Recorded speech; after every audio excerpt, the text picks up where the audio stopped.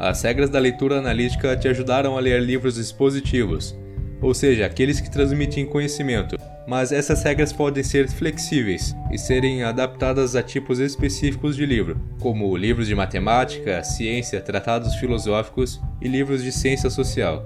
Já para livros de ficção e poesia, essas regras não valem, já que essas obras não trabalham com proposições, termos e argumentos. Então, se faz necessário criar uma lista de regras paralela.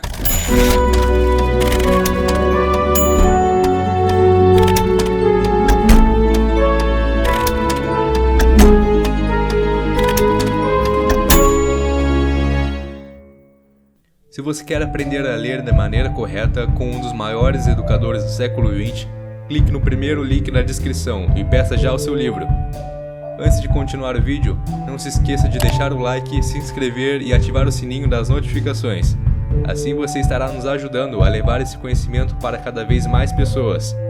Na parte 1 desse vídeo falamos que há livros teóricos e livros práticos.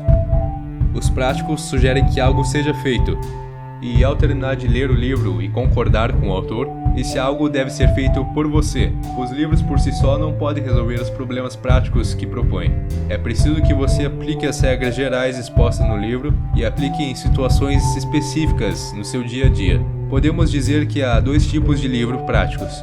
O primeiro é fácil de identificar como prático. Um exemplo é esse que estamos falando, Como Ler Livros, que lista uma série de regras práticas. Mas há um segundo tipo que inicialmente pode ser visto como teórico, mas nele há princípios que para um leitor atento podem gerar regras, mesmo que essas não forem expostas, e essas podem gerar ações práticas. Há algumas mudanças que podem ser feitas nas 4 perguntas básicas a serem feitas a respeito de qualquer livro, no caso de livros práticos. 1. O livro é sobre o quê? Ao responder essa questão, você deve se atentar mais aos problemas abordados pelo autor, visto que são esses problemas que o autor quer que você resolva. Adaptando a 4ª regra da leitura analítica, ela ficaria assim: descubra aquilo que o autor quer que você faça. Em relação à 2ª pergunta, podemos alterar a 8ª regra de como o autor soluciona o problema proposto para descubra como ele propõe que você faça aquilo. A 3ª pergunta, o que o livro diz é verdade, precisa de adaptações em relação aos livros práticos, já que antes de respondê-la, é preciso que você esteja de acordo com os meios e os fins que o autor propõe para atingir seu objetivo. Já a 4ª pergunta, e daí, implica que você tome uma iniciativa e coloque em prática aquilo que lhe foi proposto. Como ler literatura imaginativa? Até agora falamos em como ler livros expositivos, mas não é possível aplicar todas essas regras para a literatura imaginativa, isto é, romances, peças teatrais e poemas, já que obras como essas buscam comunicar uma experiência e não transmitir um conhecimento. Então primeiro saiba como não ler livros como esses. 1. Não tente resistir ao efeito que uma obra de literatura imaginativa tem sobre você. Já falamos na leitura ativa. Em livros expositivos ela é essencial. O leitor precisa estar sempre alerta, como uma ave de rapina sempre pronta para dar o bote. Mas não é assim que livros de ficção devem ser lidos. Ao ler uma narrativa, deixe ela agir sobre você. Seja comovido e aberto para a obra. 2. Não procure termos, proposições ou argumentos na literatura imaginativa. Esses recursos são lógicos e não devem ser aplicados a obras imaginativas. E 3. Não critique a ficção usando os critérios de verdade e coerência que são devidamente aplicados à comunicação do conhecimento. Essas obras não precisam apresentar fatos verificáveis. Dito isso, vamos para as regras gerais da literatura imaginativa. Elas são divididas em grupos de 3. O primeiro tem a função de descobrir a unidade e a relação estrutural entre o todo e suas partes, como veremos agora. 1. É preciso classificar uma obra de literatura imaginativa de acordo com sua espécie. Saiba se você está lendo um livro de romance, uma peça teatral ou um poema. 2. É preciso aprender a unidade da obra inteira. Descreva a obra em 1 ou 2 frases. Lembre-se que a unidade de uma narração está no seu enredo. 3. Não basta reduzir o todo à sua unidade mais simples. É preciso também descobrir de que modo o todo é composto de todas as suas partes. Saiba os passos que o autor dá para desenvolver o enredo e a conexão dessas com o todo. Agora vamos para o segundo grupo de regras, que te ajudarão na interpretação do livro. 1. Fique a par dos detalhes dos acontecimentos e da caracterização. 2. Familiarize-se com esse mundo imaginário. Conheça-o como se fosse um observador da cena. Torne-se um dos membros de sua população, disposto a ficar amigo dos personagens, capaz de participar da empatia da vida deles. Se você conseguir fazer isso, os elementos da ficção terão deixado de ser peças isoladas, ouvidas mecanicamente num tabuleiro. Você terá encontrado as conexões que lhes dão vida como membros de uma sociedade viva. 3.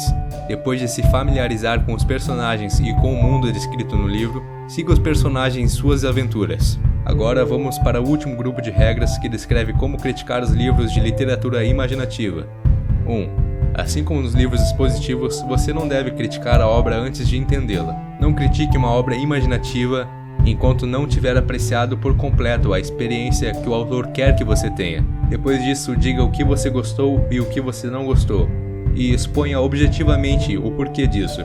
Também diga o que é bom e o que é ruim no livro, também oferecendo uma explicação para isso. Como ler narrativas. Ao ler uma narrativa, faça o mais rápido possível.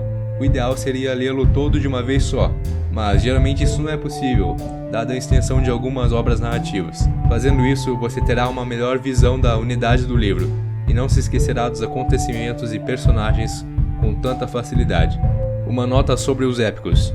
Adler diz que a leitura dos grandes épicos como a Ilíada e a Odisseia, a Eneida, a Divina Comédia e o Paraíso Perdido é desafiadora e exigirá do leitor muita dedicação e atenção, mas que no final toda essa dedicação será recompensada pelos benefícios que essas leituras lhe trarão.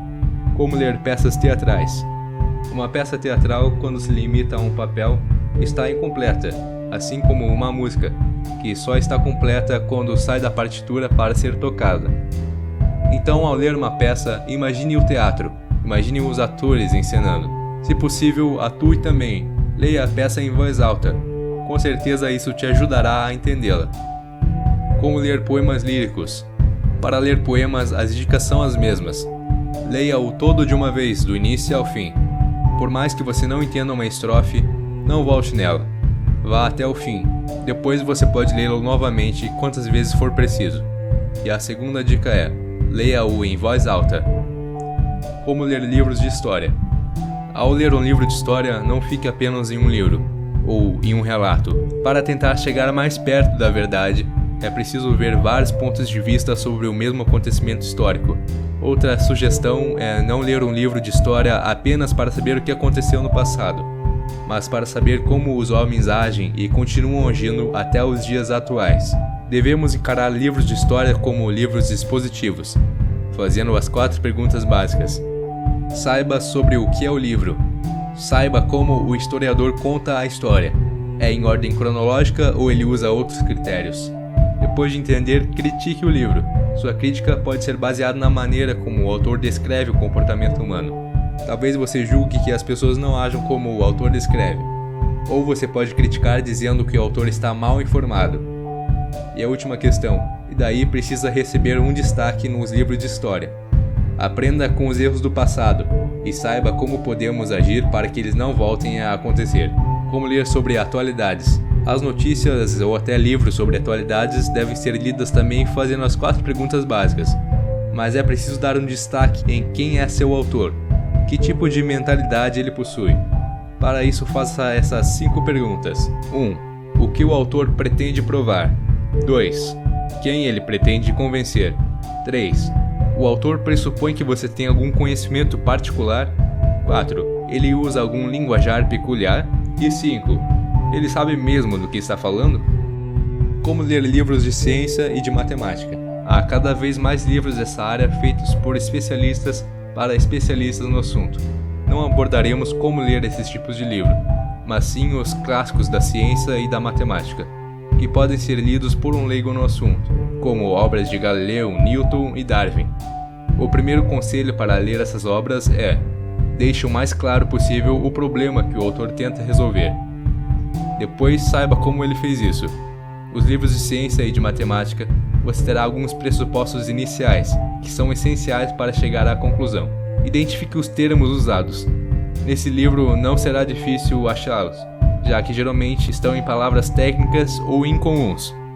Ao ler um livro científico, você enfrentará dificuldade em relação aos argumentos, já que esses são indutivos, e para chegar até a conclusão é preciso de um experimento ou de um vasto número de casos e dados. Ou seja, para entender o argumento é preciso conhecer os dados, e às vezes eles não estão no livro, então é preciso ir atrás por conta própria. A segunda dificuldade está na área da matemática. Muitos dizem ter dificuldades com ela. Talvez essa dificuldade e medo sejam psicológicos. A matemática é uma linguagem, assim como qualquer outra, e que pode ser num nível elementar até mais fácil que aprender um idioma novo. Adler sugere que, para superar essas dificuldades, você comece lendo Euclides com a sua obra Elementos. Depois você pode passar para Arquimedes, Apolônio e Nicômaco. Como ler livros de filosofia? Por que as pessoas existem? O que é que o gato quer? Qual é o nome do mundo? Por que Deus criou o mundo? Essas são algumas perguntas que uma criança poderia fazer. Na infância fazemos perguntas simples, mas que carregam em suas respostas uma grande sabedoria, e é papel da filosofia respondê-las. As perguntas feitas pelos filósofos podem ser divididas em dois grandes grupos. O primeiro grupo responde o que é ou o que acontece no mundo. Esse grupo é a filosofia teórica ou especulativa.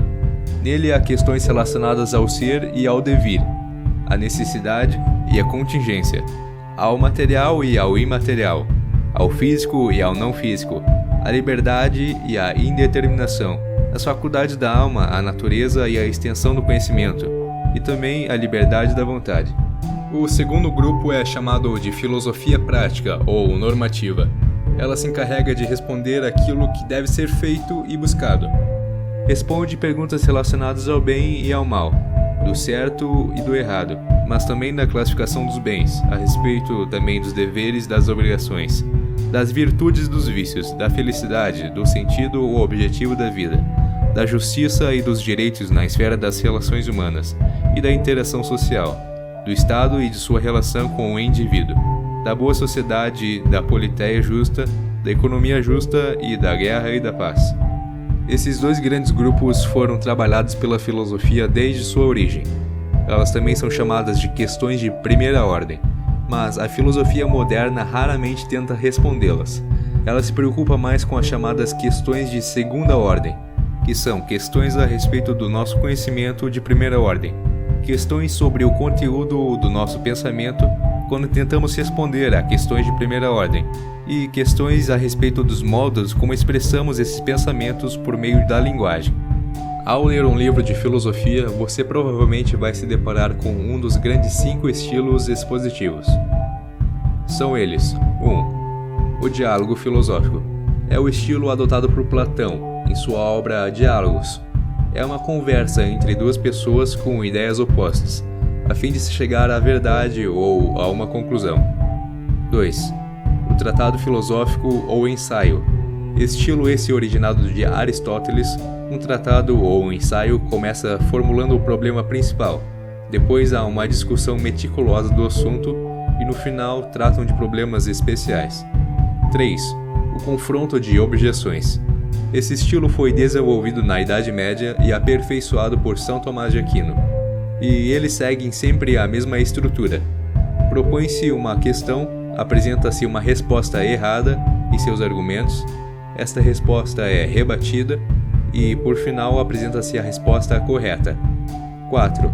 A sistematização da filosofia. Desenvolvido por Descartes e Spinoza, esse estilo pretendia dar uma roupagem matemática à filosofia, com proposições, provas, corolários, lemas e escolhos. 5. O estilo aforístico. Esse estilo, adotado por Nietzsche, é composto de afirmações curtas e enigmáticas, em que o próprio leitor reflete e monta argumentos. Ao ler um livro de filosofia, saiba qual é a questão que ele busca responder. Tente achar também o princípio diretor do autor. Essa tarefa não será fácil, já que, na maioria das vezes, ele não está implícito no livro. Se atente aos termos usados.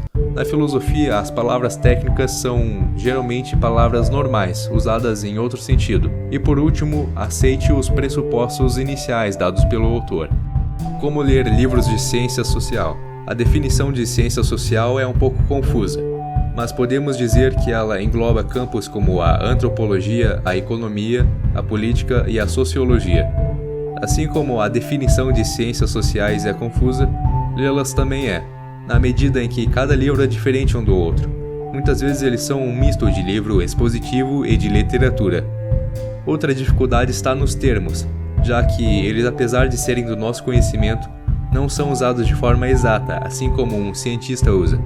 Mas podemos chegar à conclusão de que, ao ler ciências sociais, nos interessamos por um assunto em específico, o que nos leva a ler vários livros de autores diferentes sobre o mesmo assunto. E para isso você vai precisar dar um próximo passo para o último estágio da leitura, o quarto nível da leitura, a leitura sintópica.